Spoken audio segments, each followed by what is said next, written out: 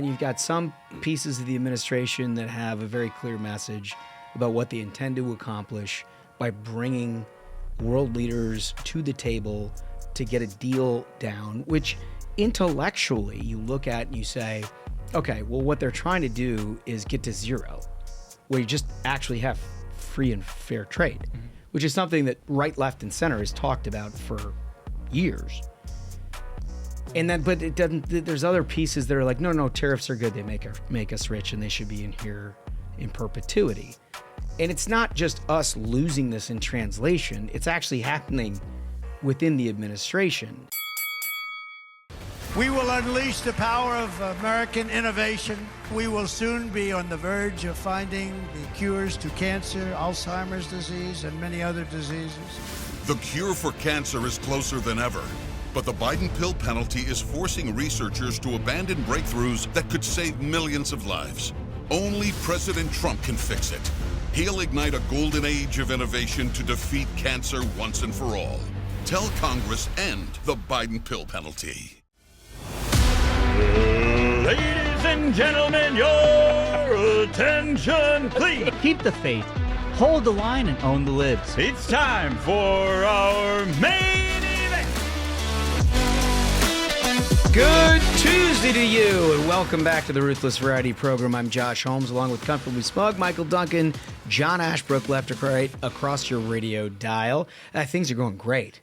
Yeah. Right, fellas? Yeah. Everything's awesome. That's what all I hear. Yes. Everybody's excited. Well, the market would agree with you. Listen, we told you long ago that not everything would be apple pie and moms and baseball. That at some point there would be some rocky shoals. And some of that has come to fruition here over the last week. Last time we talked to you, we were unveiling what was Liberation Day.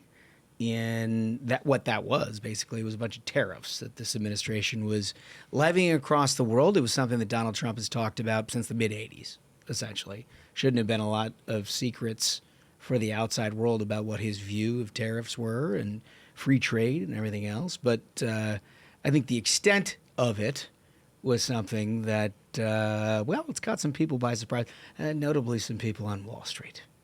And so we've gotten into a little bit of a quandary here from a economic standpoint and, by extension, a political standpoint. But we've got a really big show for you here. We're going to go into all of that. We're going to talk a little bit about some of the things that have been unveiled. We're going to try to have some dark humor with you all about what we've experienced here over the last 4 or 5 days. But we've got a guest that, honestly, I think contextualizes so much of this stuff in a way that I hadn't thought about, and that is super important. Doug Burgum is with us, Secretary of Interior. You might ask yourself, like, hey, well, he's not the Treasury Secretary, he's not the Commerce Secretary, he's not in charge of the tariffs. Wait till you hear what he has to say about his view of how it sort of integrates with his portfolio and everything else. It may actually give you some perspective. You're certainly not going to get that on, like, the cable news and the, either the fanfare bods or the critics. I mean, this is deep thinking stuff. Yeah, I mean, like, it turns out when you sell, to Microsoft for $1 billion, your tech company, you're actually pretty smart. Right? I mean, he's the guy knows everything. He's got a brilliant business mind, and Yeah. he understands the playing field better than most. And just a treat to have him on today. Yeah, a good friend of the program. We've eaten rattlesnake with him. We've had all kinds of experience with him, and now he's here to explain all of this and a whole lot more on the back half of the show. But on the front half, we're going to talk a little bit about this tariff situation. And I think one of the things that is sort of gives you a little pause in comparison to where we were on last Thursday's show. We did a big preview of what the administration was talking about in terms of reciprocal tariffs. And the argument made a lot of sense, I think, to all of us in various degrees about, the world getting free rides off of the United States and all the way back through the Marshall Plan to here, having a whole bunch of countries that are disinterested in revisiting all of that. And that made a ton of sense. And so in the rollout, we sort of anticipated that.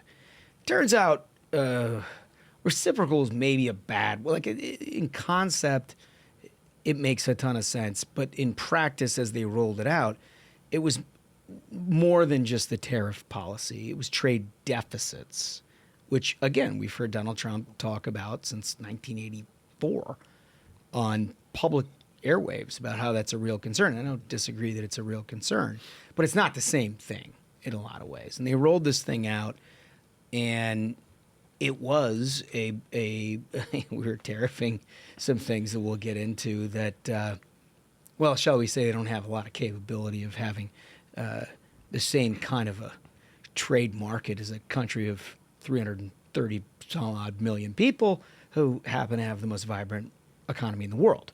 Mm-hmm. And how you treat that versus how you treat somebody who's trying to penalize basically the American public by tossing up 25% or 50% or just prohibiting American products from coming in, as much of Europe does with autos and that kind of thing, is a different, by my calculation, is a different thing. And I think part of the problem is, from my perspective, of why we're seeing this big market tumult, and this is not my area of expertise, but I know they like certainty. Part of the problem with it is you're not getting like the same story. Mm-hmm. We heard the reciprocal, and then we had this. And then you've got some pieces of the administration that have a very clear message about what they intend to accomplish by bringing world leaders to the table to get a deal down, which intellectually you look at and you say, okay, well, what they're trying to do is get to zero, where you just actually have free and fair trade, mm-hmm. which is something that right, left, and center has talked about for years. And then, but it doesn't. There's other pieces that are like, no, tariffs are good. They make us rich, and they should be in here in perpetuity. And it's not just us losing this in translation. It's actually happening within the administration. And like one of the clips I want to play off the top that I think sort of illustrates some of this tumult. Clip one, we have Peter Navarro, who is a senior advisor to the president. He was the trade guy last time around. Mm-hmm. Huge influence within the administration, but has a very protectionist view, and has always has written books about that. That stands in some contrast to what we were hearing from other people. But he gets into like a little spat with Elon Musk, which I find interesting. Clip one, please. Can we go back to Elon Musk for a second? Because I'm glad that you brought that up. He also took a shot at you personally on X, and he's going against the administration with respect to the tariff policy. The president has said in the coming months he may leave the administration. Peter, is there a rift internally? No, I mean, Elon, when he's in his Doge lane, is great. But we understand what's going on here. We just have to understand. Elon sells cars. And he's in Texas assembling cars that have big parts of that car from Mexico, China. The batteries come from Japan or China. The electronics come from Taiwan. And he's simply protecting his own interests, as any business person would do. We're more concerned about Detroit building Cadillacs with American engines. Okay. So the precursor to all of that was a tweet. If we can put up graphic 4. This is Peter Navarro explaining the tariffs, and contrary to the paid fake expert class that is usually on corporate media, Peter Navarro has a PhD in economics in Harvard. He's also not going to lie to you about what's happening to a globalist agenda. Notice how he uses. So Elon responded to that, which is what gave rise to that question on Fox Biz, where he says a PhD in econ from Harvard is a bad thing, not a good thing, results in the ego brain's one problem. All right. So, look, I think that the larger piece of this is you've got some cabinet secretaries and economic advisors within the Trump administration who have gone out of their way to suggest the reciprocal part of this thing is a big deal. And this is what we're trying to sell to the American people, that we're basically, these people are unwilling to do business with the United States because they've never been forced to, because they never think we're going to take the actual economic risk in order to make them come to the table. We've done this, and so now it's deal time. there's another piece that is the Peter Navarro piece that is saying, no, like tariffs are good. And like, I know I've got a definitive opinion between those two schools of thought, but don't you think just in and of itself, that is part and parcel of some of the confusion and uncertainty that you're seeing in the marketplace? I think it's really interesting. There's the Peter Navarro component of this introduces this kind of wrinkle in this discussion where Navarro kind of has a philosophical belief of tariffs are intrinsically good, right? And the question is between, is a tariff intrinsically good, or is a tariff a mechanism used to influence behavior? Right. You know what I mean? Is a tariff by itself a positive, or is a tariff something you're going to do to get an outcome that is positive? I think is the difference here. And I think that kind of has, and that explains a lot of the way that these tariffs were put up. For example, can we show graphic 1, the whole mathematical formula, which got a lot of attention here. This is the formula that the administration allegedly used to calculate what tariffs go on what country. Yeah, a lot of Greek characters for those who are in audio. And a lot of it is extraneous. Like, you don't need to multiply 4 times 1/4 because, whenever you multiply times a reciprocal, you're just going to end up with 1. So it's extraneous. Yes. But anyways, this whole thing is just expressing the idea of the amount of tariffs that were slapped on individual countries is essentially just an expression of a differential between how much they buy from us and how much we buy from them, right? Look, for those of you who have a tough time, and again, the last math class I took was called math.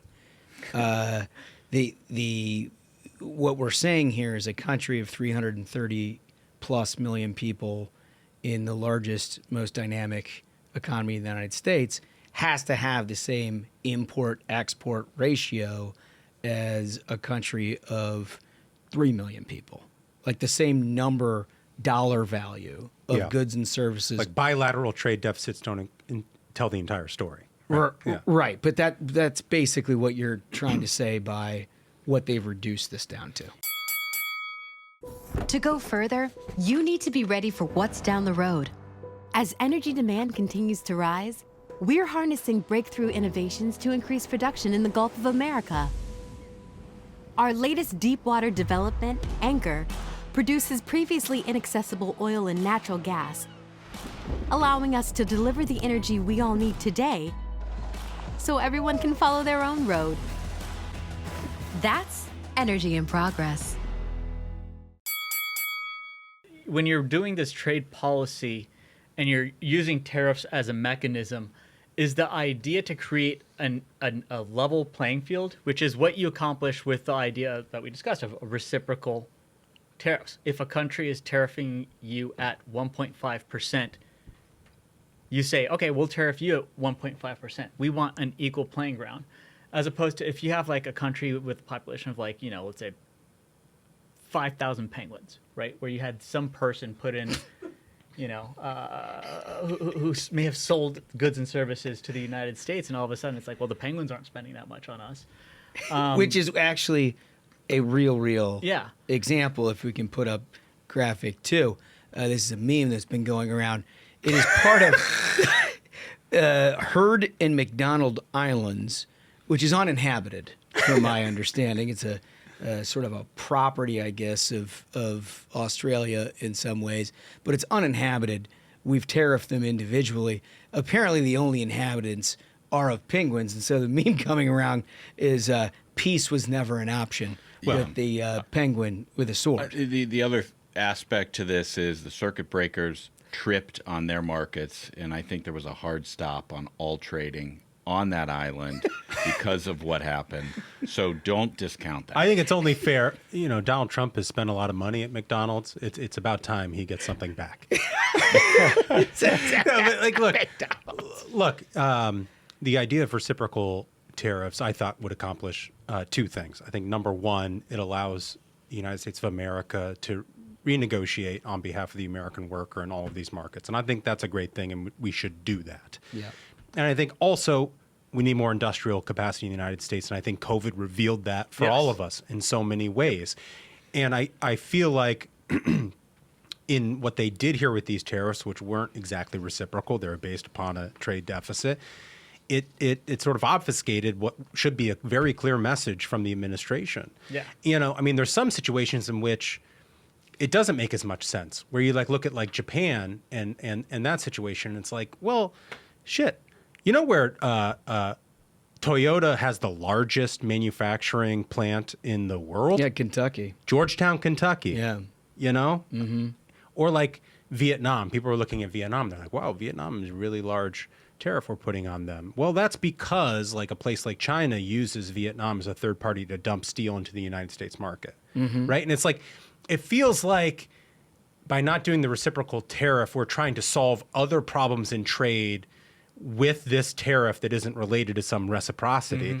And it's like, I know it's a problem. Like, I know the Vietnam situation is a problem. You want to know why? Is because they actually opened an investigation into dumping from China a couple of months ago. Why? Yeah. Because they were anticipating this. Why did Mexico do the same thing? Because they were anticipating this. Yeah. It's like there's ways to solve these problems beyond just like the tariff issue, if that makes sense. No, it does make look, it makes a lot of sense in the context of solving problems, if that's the goal, to solve problems, which goes back to last Thursday's episode. We were talking about the reciprocal nature of all of this. And, you know, whether it's reciprocal or not, assuming the goal is to solve a problem, terrific. I'm having a tough time getting a clear, like Burgum today, I think does, and you got to hold on to the end of this. Yeah. I think he does the best job of explaining that I've heard about what the ultimate goal is here in a forward-looking way. Because look, there's a lot of people, you're sitting around this country listening to this podcast, you're more informed than most because you're listening to us, and you're wondering, like, is it really our goal to try to turn like Dallas and Vegas and Houston and Miami into Youngstown, Ohio, 1950? And like the obvious answer is no to that. But there is a much of what the messaging has come out up to this point that would lead you to believe that that's sort of in the I think there's a difference between trying to return to 1950 Youngstown, Ohio, which will never happen, and trying to re-energize a manufacturing sector in this country that is hungry to go to work. Well, yeah, because the issue there is in addition to the AI revolution that's happening, there's an automation revolution that's happening. Yep. So even if you resource jobs to the United States in the manufacturing sector, which we need to do, it's going to look different. Yeah. It's not just going to be an assembly line of people screwing on the tops of toothpaste. Yeah. Like, it's just not. But there's also a lot more to manufacturing than screwing on the top of toothpaste, which a robot can do. Somebody's got to make the parts for the robots, and maybe eventually there will be robots making the parts for the robots, but somebody's got to make the parts for these industrial processes. And there are a whole host of small shops around this country that have people who are skilled and ready to be able to make those parts and would do a much better job making those parts than it's someone overseas. And I do think that part of manufacturing in our country is ready to go and has been overlooked by the mainstream media and overlooked by Democrats and everybody else. And so I understand that we will never get back to the 1950s, but I do think that there are people who are ready to use their hands to work, and I think it can happen. Yeah, well, if you want to make an apples-to-apples comparison, you know, you don't have to go to Youngstown, Ohio, 1950s. You can talk about Ohio 2025, where Enduril just opened a manufacturing plant in Ohio. Exactly. Because American manufacturing is the best on earth. There's a demand. There's a skilled labor force to do it. And you just build it here in America. I guess America needs to have an economy ready for the challenges that we face. When COVID showed that, my God, we can't make antibiotics in this country anymore, how are we going to defend ourselves? The answer is, well, we can defend ourselves. You build the plant here in the U.S. It can be done. Instead of trying to depend on, like we have a current problem in this country where we had parts, screws, fins made in China that we're getting for our weapons that we're using for our military. That's being fixed right now. We had a guest last month who was talking about revitalizing America's industrial base, which is happening right now. The question is, do tariffs get us there? That's like using tools for trade to try. Like it seems like somewhere the idea got muddled in between trying to level the playing field with also the idea of, but also we have a trade imbalance, you know? Yeah. Which in and of itself is difficult because, look, this is an ideological discussion that I grew up with in the beginning of my political career, where there were many Democrats who argued with a straight face. They sounded absolutely the same as Peter Navarro. Like, literally, there wasn't a sentence or a word different than what Peter Navarro is saying. And basically their thought process was, as long as we just stop all international commerce into the United States, we can revitalize the manufacturing base in the United States to service our own, which is great, right? In and of itself, is it an improvement from where we're at? Maybe from a very strict jobs in manufacturing in the United States point of view. The larger perspective is we've had a global economy for quite some time. And if you're looking at GDP growth from this country, which is, it powers our impact on the world, and much of our commerce and economic power globally, I mean, the power that and the reverence that the world has for the United States is the fact that we are the largest economy. But the reason for that is because we do an enormous amount of commerce around the world. And if you just erect barriers to that commerce, you inhibit growth at some level. Now, I'm not saying very clearly that we ought to run a domestic economic policy around what it is that markets and multinational corporations think we ought to do, because clearly that's not the right answer. But you also can't be blind to the fact that the world does commerce with itself. And whether or not the United States chooses to participate or not certainly isn't going to change what EU does for commerce. They need goods they can't have.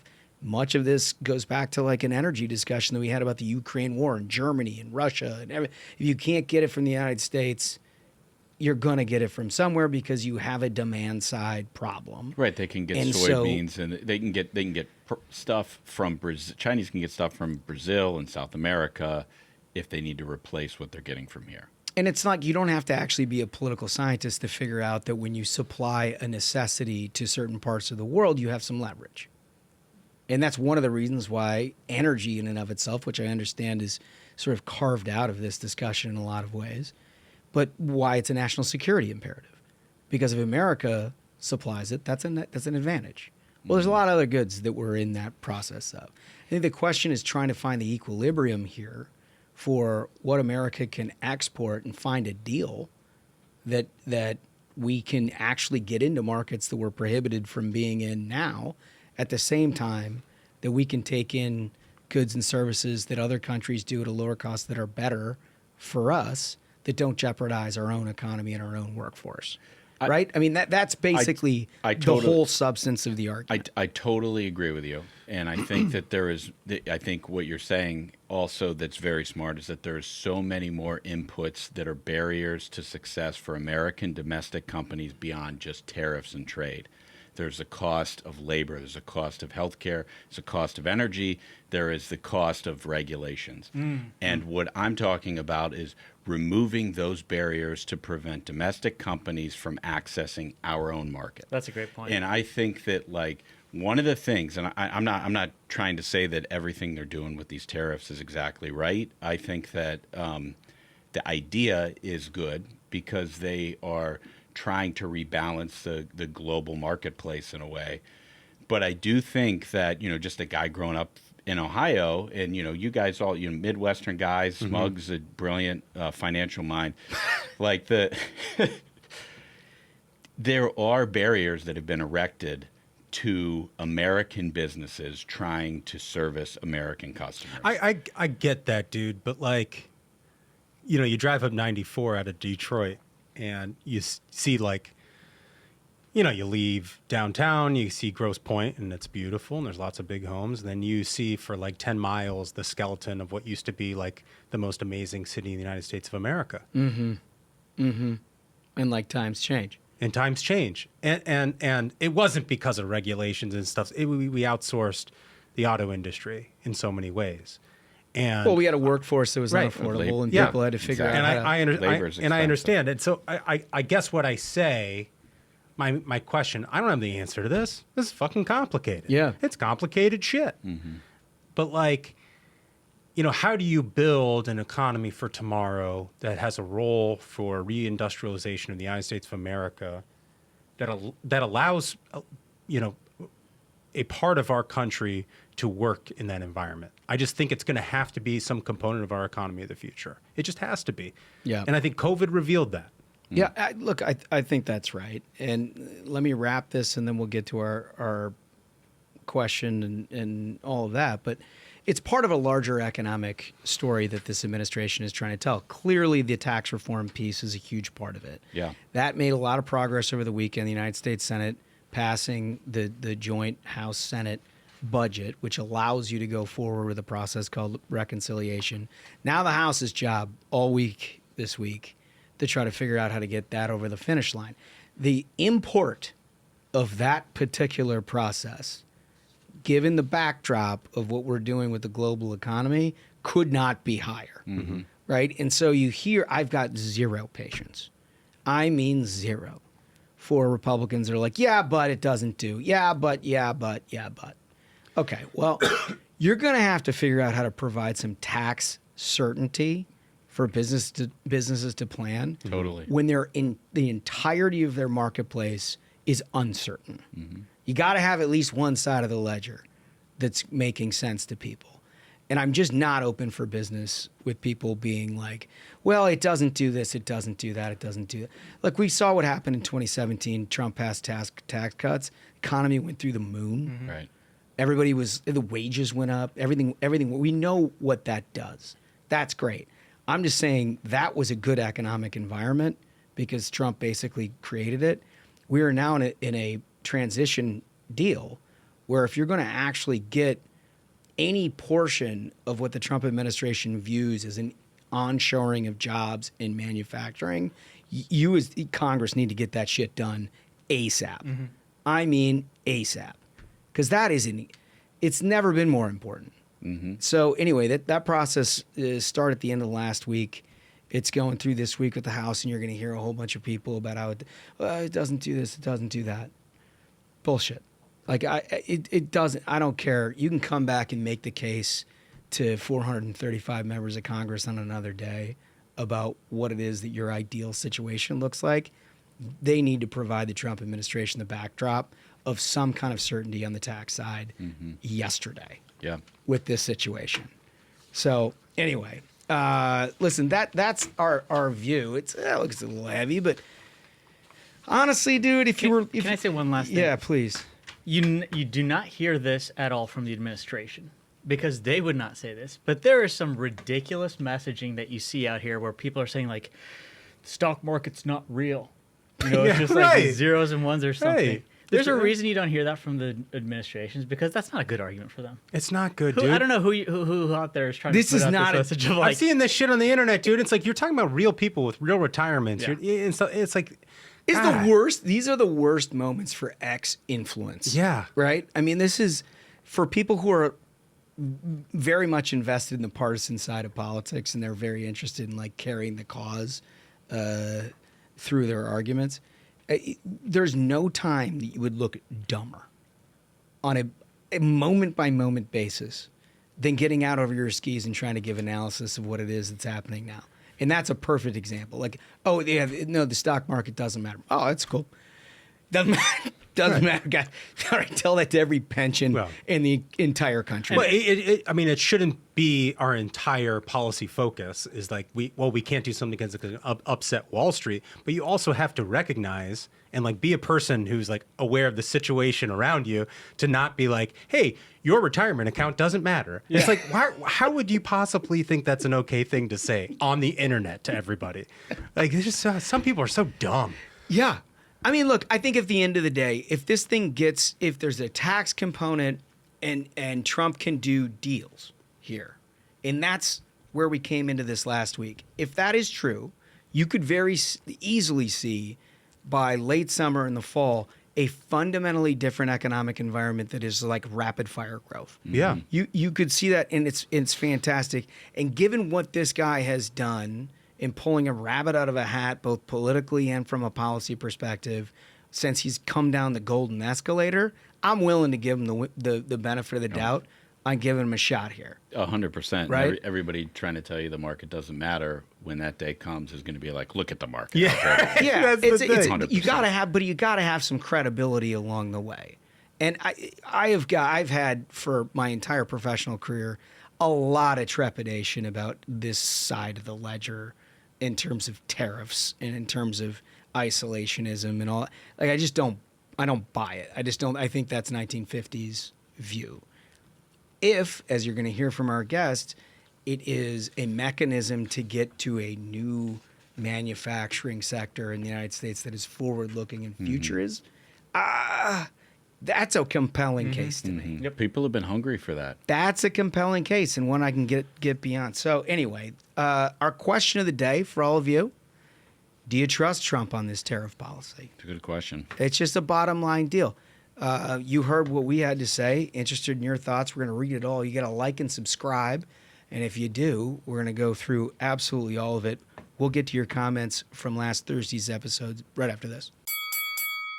Did you know Original Medicare loses billions of taxpayer dollars each year to waste, fraud, and abuse? In fact, improper payments to hospitals and doctors are twice as likely in Original Medicare than in Medicare Advantage. Alternatively, Medicare Advantage offers seniors more benefits at lower costs, promotes better health outcomes, and saves taxpayers $144 billion over 10 years through coordinated care. It's time to protect Medicare Advantage and ensure seniors get the best care while protecting your hard-earned tax dollars.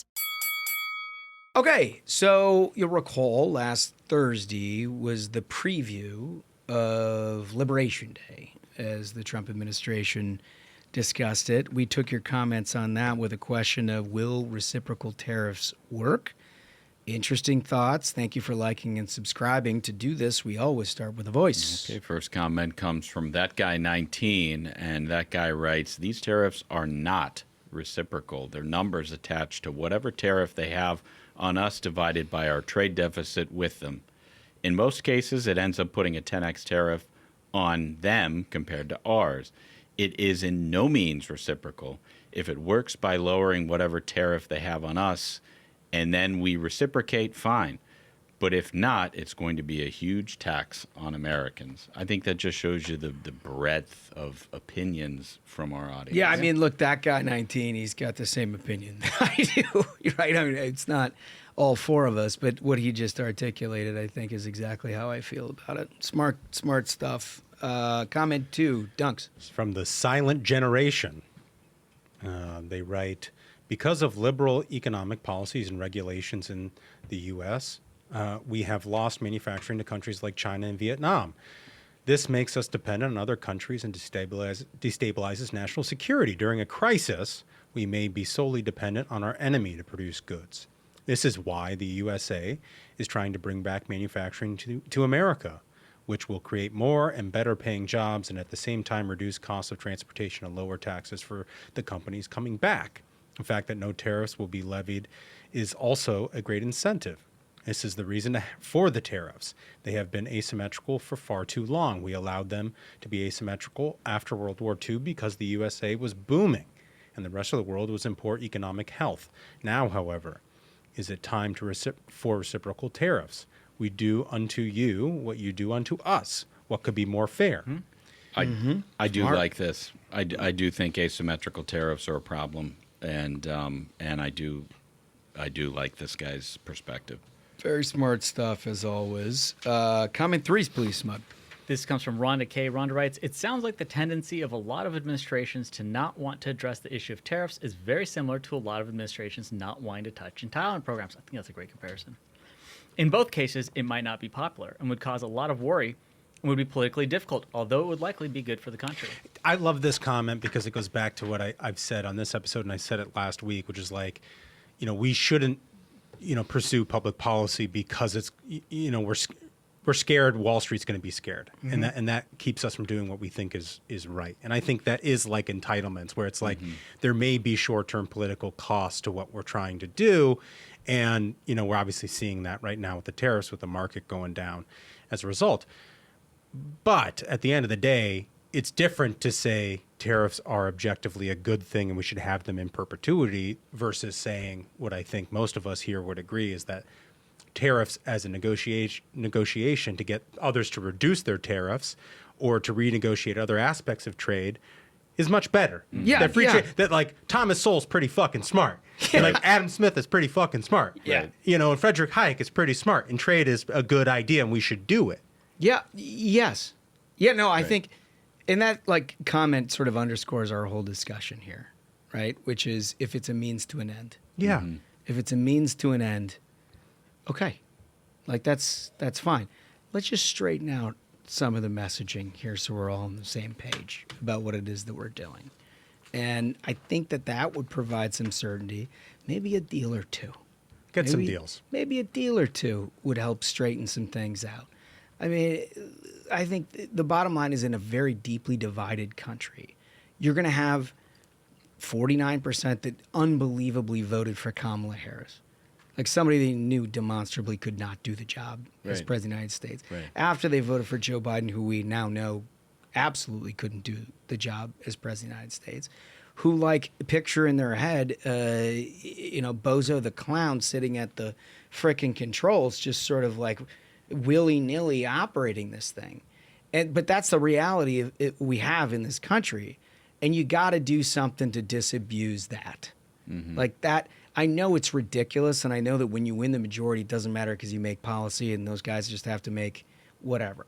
But that bleeds into this larger discourse that you're seeing across the country. And let me just say, from a political standpoint, going into last week, we had a discussion about Venezuelan gang deportations, securing the border, men and women's sports, taxes, all things on a 70-30 side of the ledger.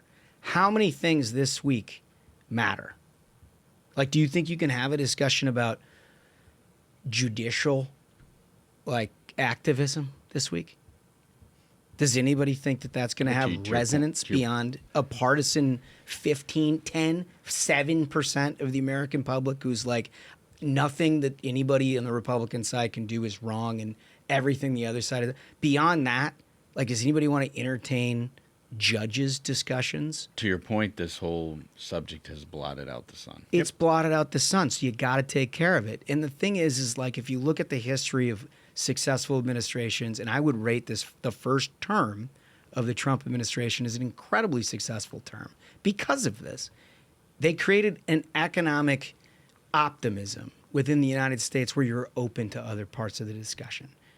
The biggest problem that Democrats have when they run government is they do so many economically dumbass things that they're bigger things that you can entertain, like climate change. You only entertain something like climate change if your 401k looks fucking awesome. You're not interested at all. Yeah, in luxury beliefs. In the temperature of the world if you're going bankrupt. You're not. Economic stuff rules out everything else. So this is now the thing. And that's okay. The other stuff needs to happen too, because at the end of this story, it'd be great to point back on a bunch of accomplishments that you've done on a parallel track. I'm just saying it's no longer driving the train. Yeah. This one is driving the train, which is important to remember.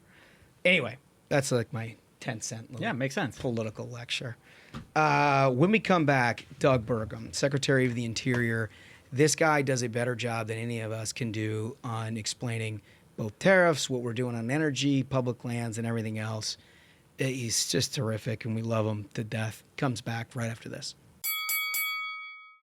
Hardworking Americans know when it's time to roll up our sleeves and get the job done. Now is the time to unleash our nation's energy, to create jobs, secure our future, and make life better, more affordable, and full of opportunity for all Americans. That's the power of America's oil and natural gas. Learn more at lightsonenergy.org. Paid for by the American Petroleum Institute.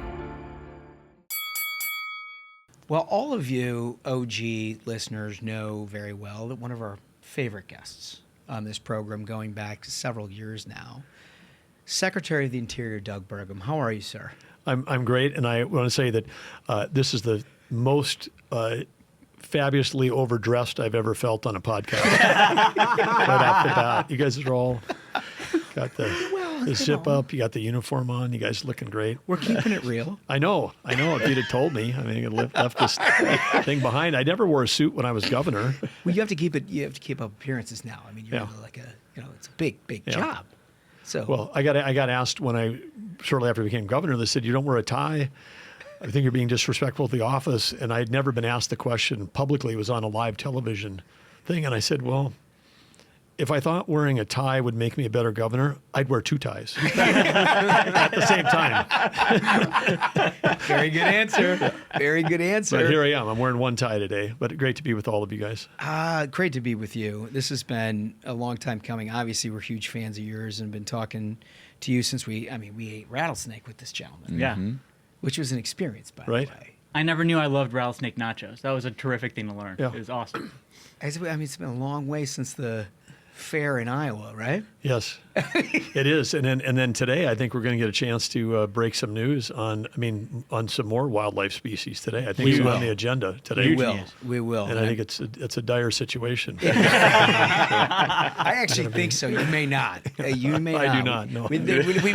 We may have differing of opinions, but we'll get to that in a second. Listen, let's talk about the job for a second. Secretary of the Interior. Broad portfolio. It's not just sort of a land manager, as having a Democratic administrations. It's basically like a Bureau of Indian Affairs, and then how you figure out how to shut down any sort of domestic energy production and things like that. Under Republican administration, much different portfolio, and you've got your hands in. It seems like almost everything at this point. Well, we're thinking about renaming it the Department of the Exterior because it is so massively, and basically all of it has to do with the public and the outdoor resources of America. And if it was a standalone company, it would have the largest balance sheet in the world. 500 million acres of surface land, public lands, 500 million acres, 700 million acres of subsurface, and 2.5 billion of offshore. Because the Interior includes has a trust responsibility for all of our territories. So we're talking everything from the U.S. Virgin Islands to American Samoa and the South Pacific is part of the Interior. 14 time zones that we have, and it's an incredible job. U.S. Fish and Wildlife Bureau of Reclamation, we're the number 2 hydropower producer in America. The irrigation from the Bureau of Reclamation, Arizona and California wouldn't exist as states today without the foresight over 100 years ago of people like Theodore Roosevelt. The National Park System, the U.S. Fish and Wildlife, Bureau of Land Management, where a lot of that land is located, and it just goes on and on and on. Multiple offshore agencies, and of course, Bureau of Indian Affairs, 574 federally recognized tribes.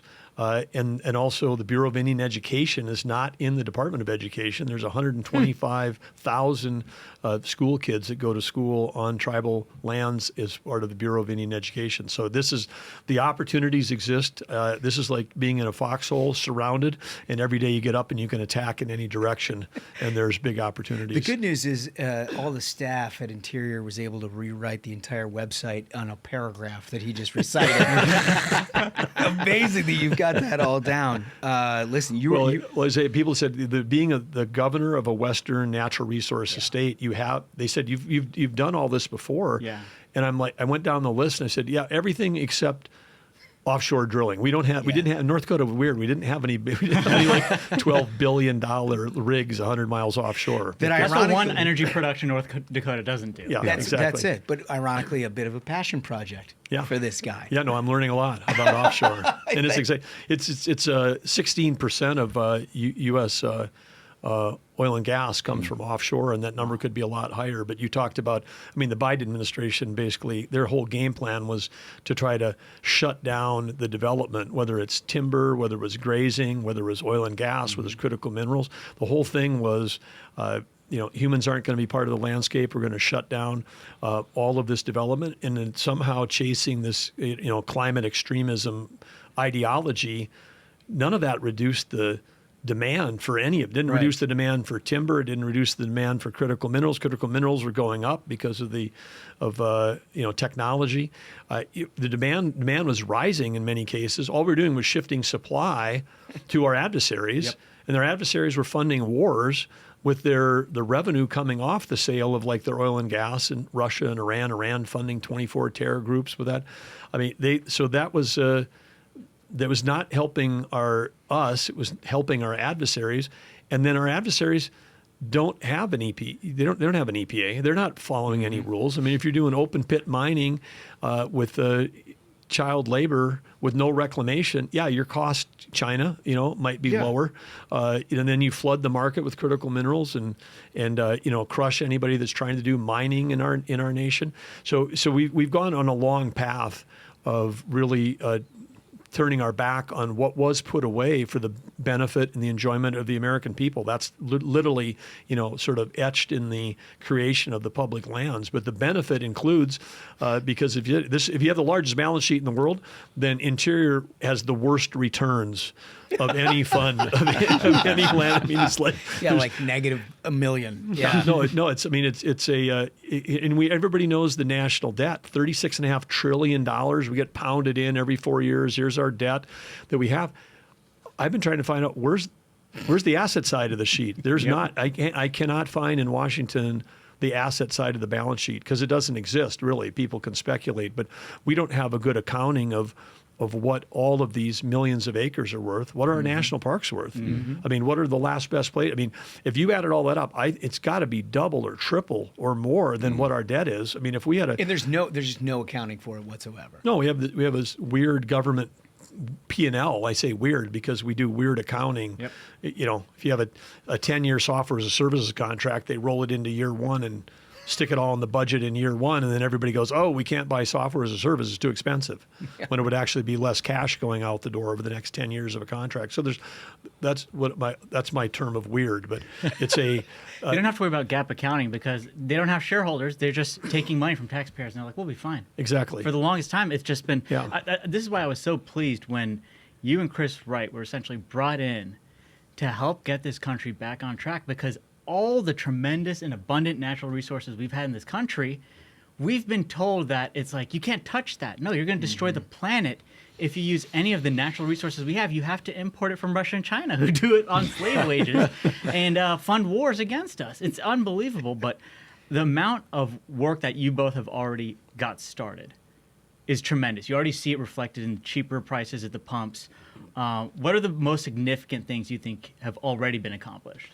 Well, I think one of the things along the lines of this balance sheet idea is if you had a balance sheet, then when President Biden in the last weeks of his office does an executive order with a stroke of a pen and says, I'm going to take 625 million acres of offshore minerals and we're just going to take it off. We're taking it off the balance sheet. Unreal. We're taking it off the table. It can't be touched. And then people write about it. There was never a financial number attached to that in any story I saw.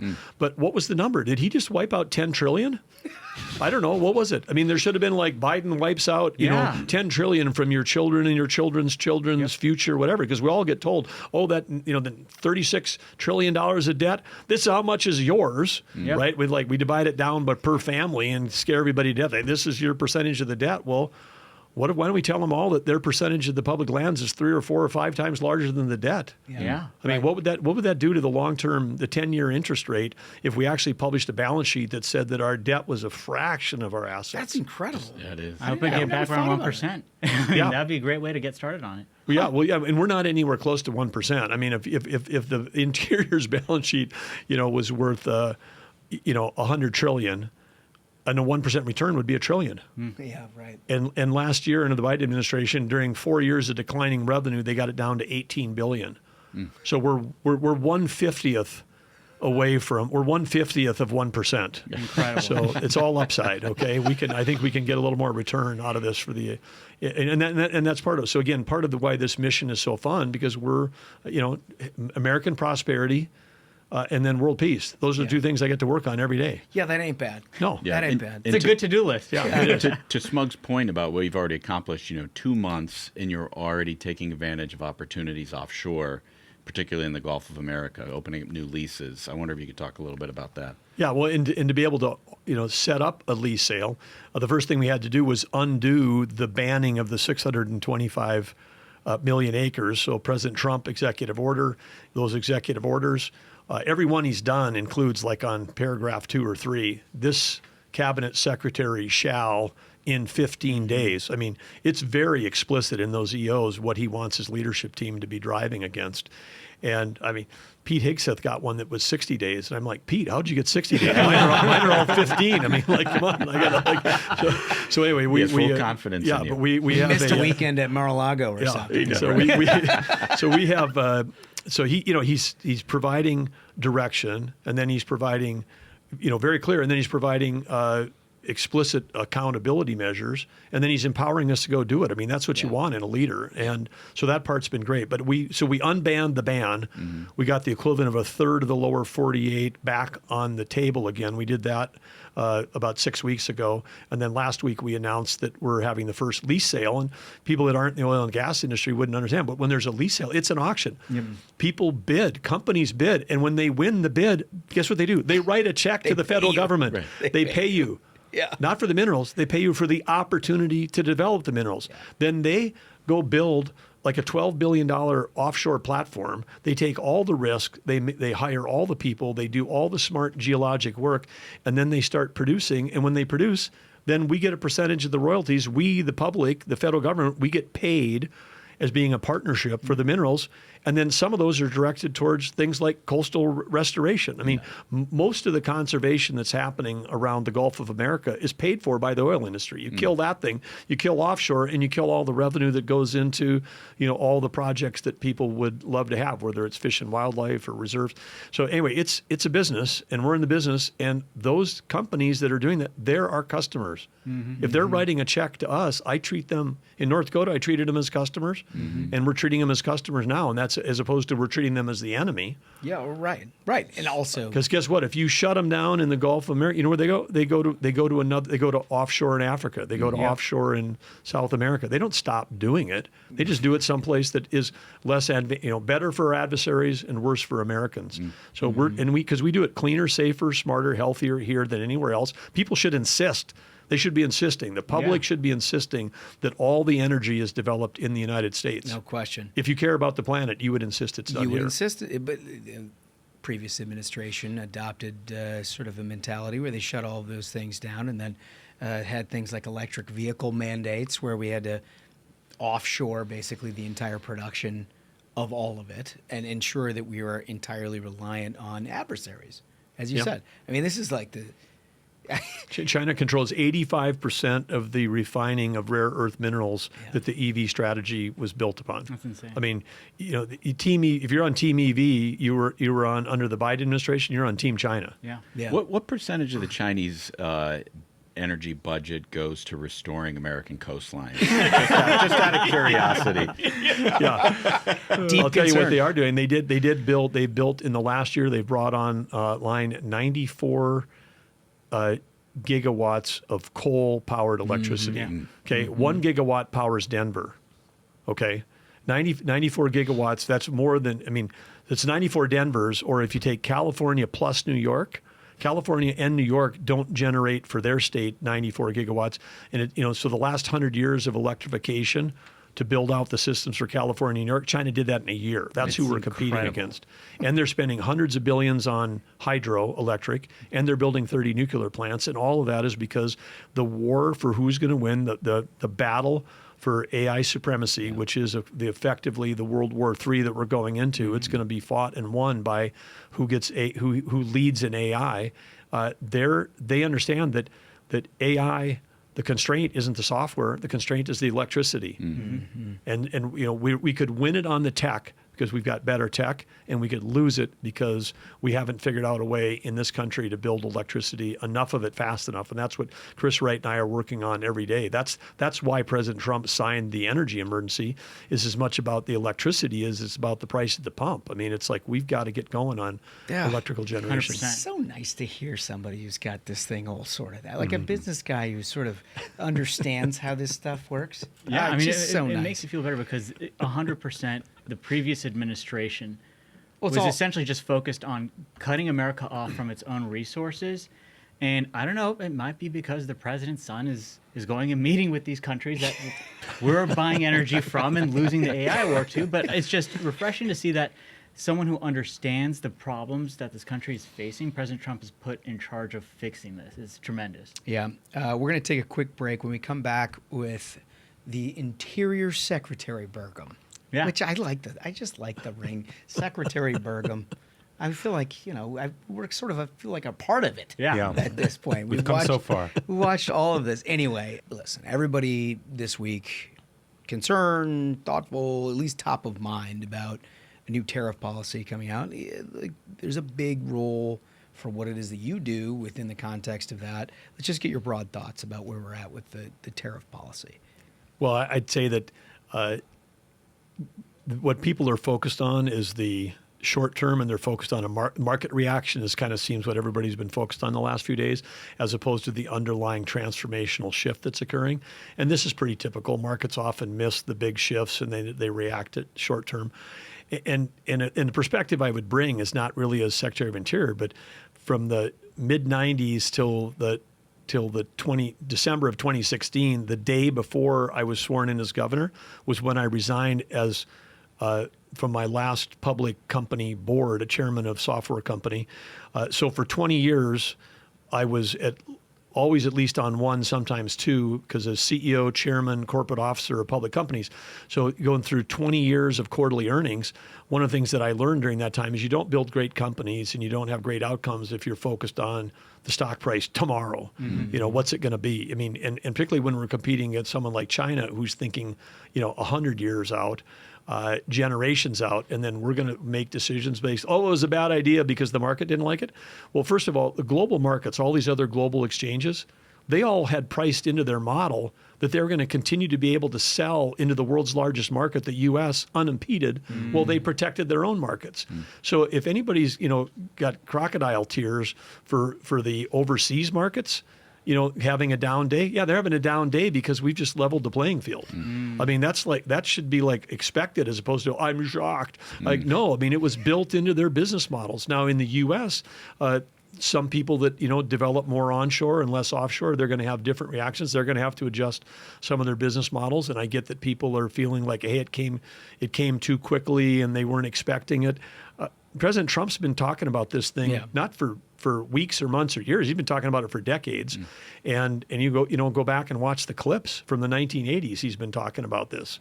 So it is a readjustment because what's going to happen. And I think now we're over 50 countries have called and said, whoa, we'd like to renegotiate. I mean, April 2nd wasn't the end. It was the beginning. It was the beginning of a bunch of negotiations where all these trade deals that people would do, we'd go around and we'd never get anywhere. We'd still end up with a thing where our market was open and their market was closed. And so it's very simple. I mean, people have an opportunity to level the playing field, drop their tariffs, and do that. And then the other thing I would point out, which is that there's been very little discussion, but energy is not in any of these. There's no tariffs on energy flowing or going. I mean, and as it should be, because that's important to point out. It's very important because it's a huge part of the economy, and it's part of what we plan on doing is selling more energy to our friends and allies. And we're not. There's no tariffs on any energy that might be coming from our neighbor to the north, Canada. That's they've got certain production that's useful for our refineries. We buy it from them. We sell our stuff to the Europeans. I mean, the energy markets are one places where we're doing a lot of value added here in the U.S. We sell refined products around the world.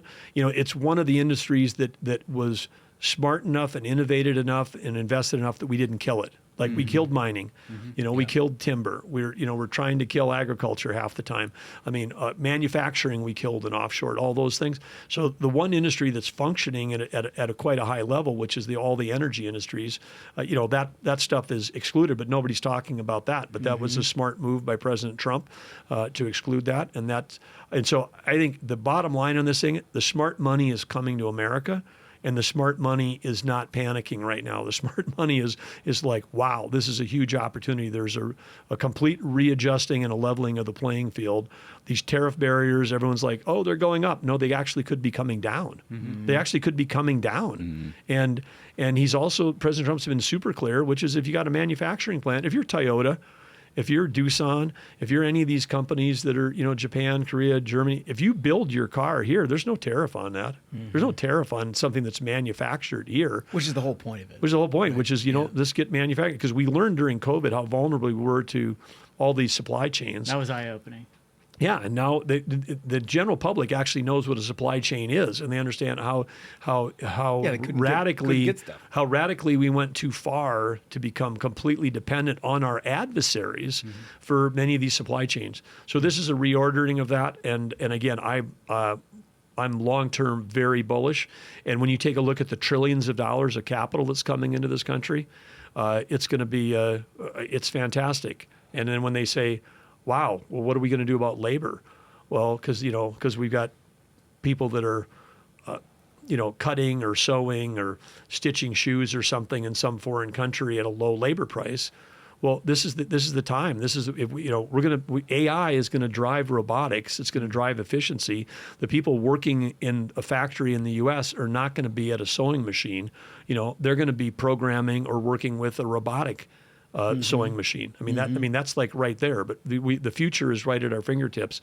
And the idea that if somebody's saying, "Oh, we're going to lose access to low cost, cheap foreign labor," they're living in the old economy. The AI revolution's coming, and it's coming here rapidly.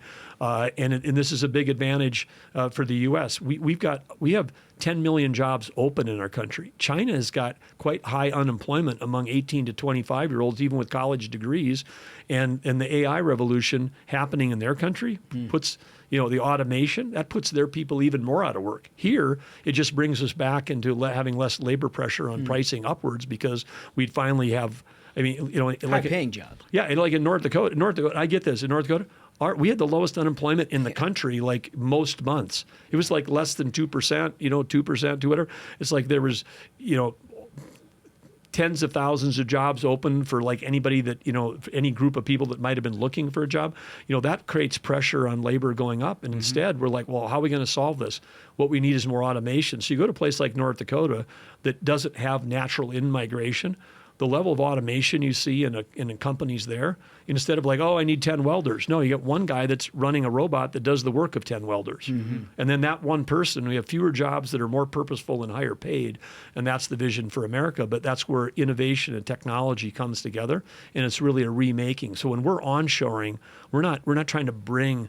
You're not doing 1950. No, the reason we left was to get access to low-cost labor. When it comes back, the factories are going to be so sophisticated and so capable. That's what anybody's building today, and that's what advanced manufacturing is. And by the way, with these AI data centers that are going in, that are enormous electrical power users, we're manufacturing intelligence.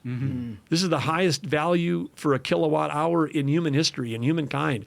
Just because it's one thing to like run the lights in the studio or cook your dinner. It's another thing to manufacture generalized intelligence, which takes a lot of power. It takes a lot of power, but it is also creates a tremendous amount of value. Yeah. I mean, the next versions that are coming out program better than literally everybody but the very top. I've heard some of the top programmers in the country say there may be 50 people left that actually can program, or 50 mathematicians. You're talking about 0.0001 of the humans left that are actually better than this. So now you've got a low-cost thing that can program, it can do math, it speaks 27 languages, and it's like virtually free. And that can be an assistant for anybody that's working in a factory or working in an office. I mean, it's remarkable what we're at the cusp. It's such a breath of fresh air to hear you talk about this, because so many people have been wrapped around the axle with the idea that somehow their view, and not really totally understanding or maybe being a critic of President Trump, They're like, I want to go back to Youngstown, Ohio, 1950.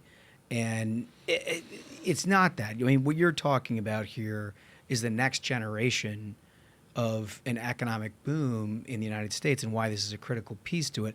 Like, I think that is a piece that has been missing. Don't you think, fellas? Yeah, I mean, the critics that you see, especially online and from the left, are trying to insinuate this is trying to create sweatshops in America where you look at examples like how Tesla manufactures a car compared to how cars were manufactured 20 years ago.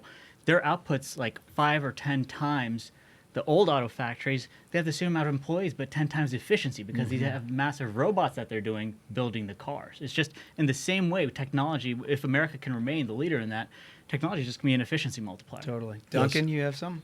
Well, I think it goes back to his earlier point, though. Is like you only get those efficiencies with the technologies if you dominate when it comes to energy production in this country. Yep. And that's why these two things are so linked and why it's so important, that they got a guy like you doing what you're doing.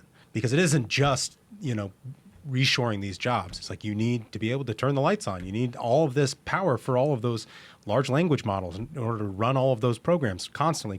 Like, we always say energy security is national security, thanks to you. But it really is true, especially when it comes to the innovation that comes with AI. Yep. And the beautiful thing about everything Duncan said is right. I mean, the battle is going to come down to electricity, but we do have issues with our grid. We have grid stability issues.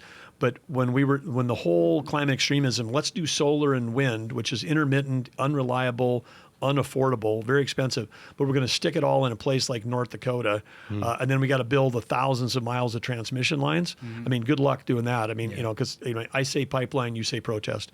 I say transmission line, you say you say protest. Only I mean, it's as durable as your next election. Building linear infrastructure became almost impossible in this country under the Biden administration, but.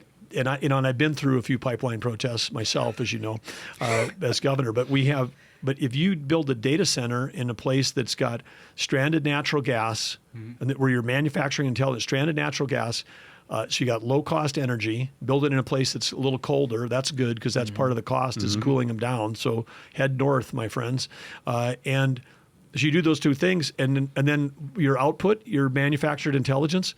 It goes to market on a fiber optic cable. Yep. I mean, nobody's protesting those yet. Maybe we'll see the first one next year. They'll be lining up like, no, this cable can't go in this interstate right away. Listen, I think that's one of the best explanations that I've heard over all of this stuff and sort of knitting together what it is that you're doing in your day job with this broader economic policy. Can we do some fun stuff? Well, this has all been fun, but yeah, I've absolutely. Had fun so far, Absolutely. I mean, I've had fun, but this is like, it's, like our guys, we like to laugh. This is cutting edge technology. I think it's where you're going. I mean, this is like the future. I'm concerned. The future is the past. The dire wolf. Yes. Now, is this like a long extinct wolf that my understanding is native to your native lands in some ways in North Dakota that is grossly larger than your average wolf? Can we put up graphic 3? Okay, so how cool is this? So that's a 6-foot tall human.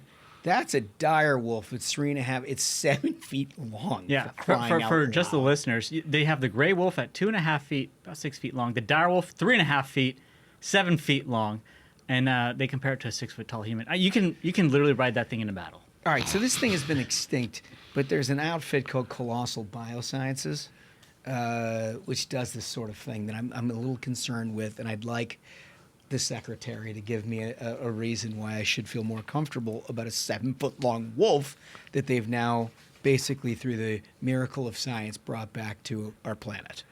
Well, they have, and this is a breakthrough. The Explorers Club, based in New York, global, they give out a premier recognition. Essentially a flag, like for first man on the moon, first person on the moon, first person to the depths of the ocean. Sure. They're actually giving this a flag. I mean, wow. the Explorers Club, this is like a breakthrough. Like you've been to the moon, you recreated the dire wolf. Yeah, de-extinction, because the technology that they've created could be applied across all endangered species. and we've got an issue. I mean, so this is we have an issue which is political issue around the endangered species, which that list lives inside of the Department of Exterior / Interior. Yeah. Okay. Right. So and not without controversy. And I've learned in my new role that the Endangered Species Act is a little bit like the Hotel California. Once you're in. Once you're in, you never leave. You're never leaving. Okay, you are on that thing. 97% of the species that have gone on that list have never come off. You're in it until you massacre every last cow in the Midwest, Right. And then and then the gray wolf could come off or something. And then we'll invent a larger wolf. Yeah. Or then we have the grizzly bear, which they keep moving the goalposts. If we have 1,000, now if we have 2,000. I mean, well, maybe this is an alternative to the endangered species. Well, it is. It is, because I think the only thing I'd like to see become extinct is the endangered species list itself. Oh. If you could make that go away, because now you've got a way, because part of where, when you need biodiversity, if you get down to the end of species life and we've got less than a couple hundred, they're in zoos, you may not have the biological diversity. These Colossal has the technology where they can engineer to be able to create more foundation stock, if you will, without changing it actually improves the health of the species. Mm-hmm. So there's hope now for anybody that's on the endangered species list ought to be cheering, because they're like, wow, there's now a way where we literally never have to worry again about anybody on that list ever actually going extinct. Could we get some of these dire wolves down to like East Texas to maybe take on the feral hogs? Yeah, I think it could be a cage match. It'd be great. It'd be like I think people would pay to see that for sure.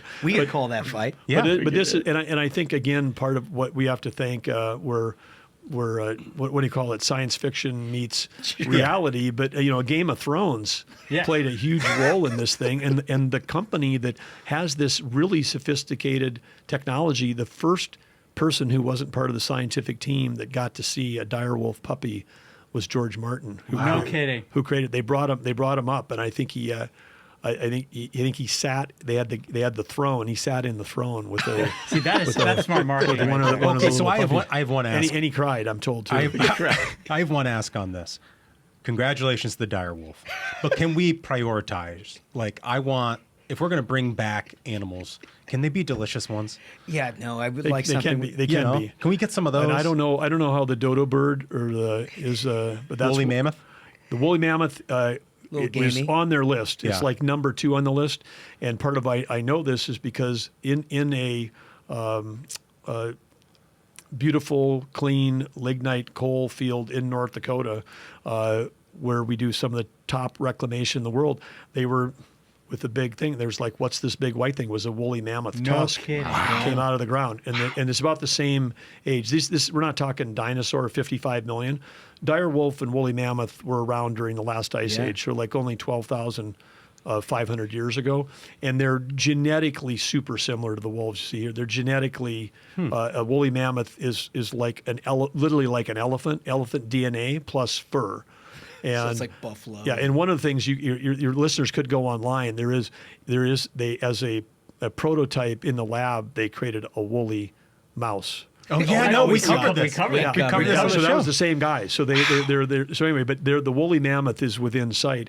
So in a future near you could be coming to the North Dakota Badlands, staying at like an Amman resort, looking over the Badlands, and then have dire wolves and woolly mammoths out there. And maybe we could, Duncan, maybe we even have them on the menu. Yeah, we could have an elephant. We could get that an done. Elephant ribeye or something. It'd be like that's what I'm no chance of extinction. If we could get that done before the Theodore Roosevelt Museum opens, because I'd put those nice menu on the grounds as well. That would be terrific. Yeah, if you're thinking about like an appetizer plate in the main lobby. It would, and think the rattlesnakes would be excited about this too, because it wouldn't have to be all that. They could have like billboards like eat more beef, like the Chick-fil-A chicken. The rattlesnakes could be eat more woolly mammoth. Anytime Burgum comes to town, the rattlesnakes not happy. Not happy. But I'm glad you comfortably slid in the mention of the TR library. That was very comfortable. And it's still on. It's going to be over 4 days now. We're going to be there. There's so much demand. You guys may have to plan for 4 days over the 4th of July time in 2026. He's like, bad news is your wife's going to leave you. Good news is, great show. No. Great show. My wife was like, Maybe we should take our kids up there. Oh, there we go. I think you should. She is. She's all about it. We actually talked about it last weekend. That's a better And sale. she was like, "We have to go." Yeah, Well, it's going to be amazing. And I'm not trying to jump anything, but that area near the Theodore Roosevelt National Park, the only park named after a person, not a place, is an official dark skies area. So, 2 words: drone show. Yes. Okay. Nice. And then you want to, if it's hyphenated, I'm not sure if it's a 3rd or 4 words, but mind blowing drone show.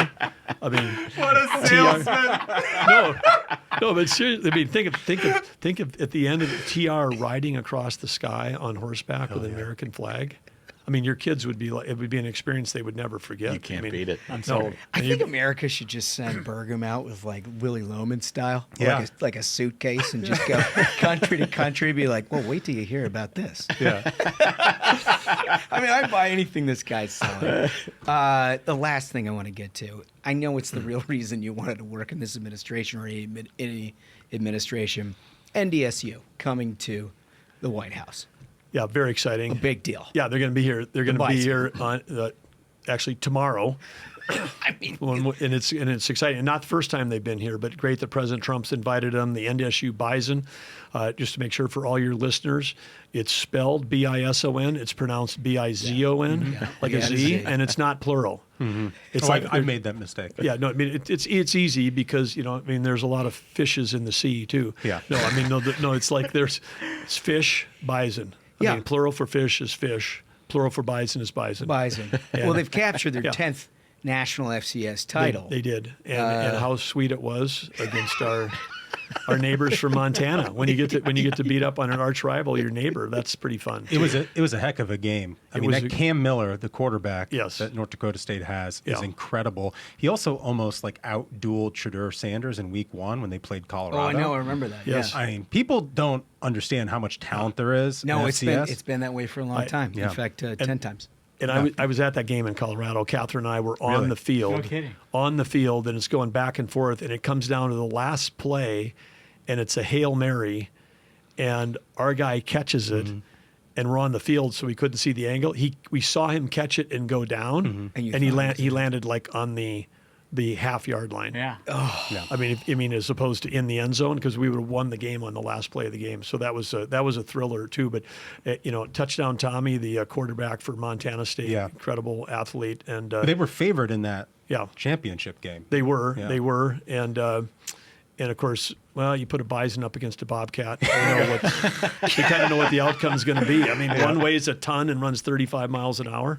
I mean, it's the other one isn't. Can't do either of those two things. Yeah. So it was, but it was great. It's a great rivalry, and a great rivalry with my neighbor.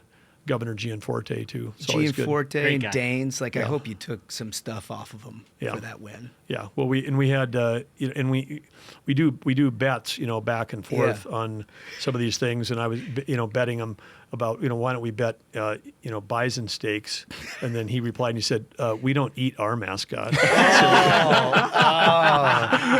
Yeah, he's like, that's super weak and lib of you because we eat everything. I love it. Listen, thank you so much for doing what you're doing, and I mean that sincerely. Since the moment we met you, we thought, oh gosh, there's not a whole lot more people you'd want in government, and sacrificing the considerable sacrifice that you have to go about the business of doing it. But you see the world broadly, a lot of life experiences, including right at home in North Dakota, that gives you sort of an element of perspective on what you're doing now. And I know it's a lot of work, but thanks a bunch. Really, really, honestly appreciate it.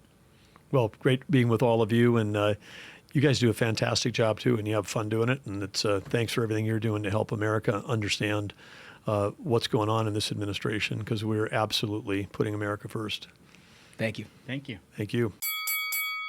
The guy's a national treasure. And I mean, just an absolute treat to have him here on the Variety Program, and the detail that he used to describe the tariffs and everything that we're talking about here today is something I haven't heard on television, and here on the Ruthless Variety Program, you hear it. What I love about the way he describes the tariffs and reindustrializing the United States, which I think we sort of alluded to in our first segment, was jobs that we bring back to the United States, it ain't going to look like 1950.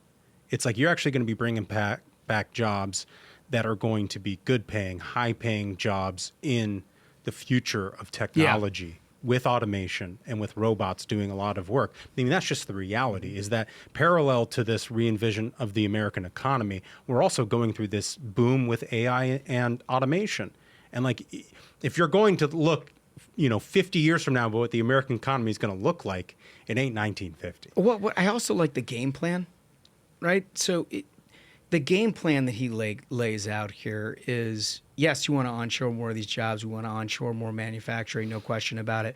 But it does look different for all the reasons that you explained, that it's AI and that these manufacturing plants are going to be far more productive and people are going to have different kinds of jobs in servicing that manufacturing base, but also that it takes a lot of energy, which is why we have prioritized domestic energy supply that the rest of the world cannot compete with. Right. If you have an advantage, fucking use it. Yep. And that to me is like I get it. Yep. I immediately get it. Because if this thing was just that easy, if it was just about having people, China would be great, like forever fine. Yeah, right. Right?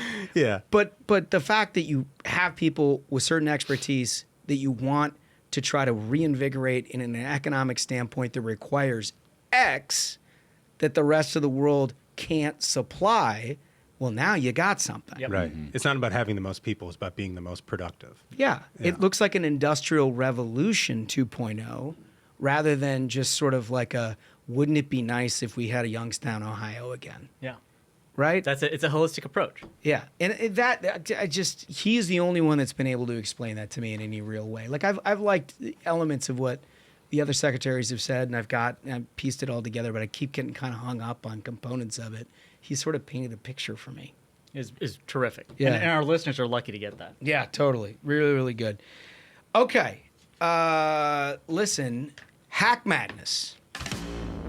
There's the music. I love the music. It just puts you in a good mood. It does.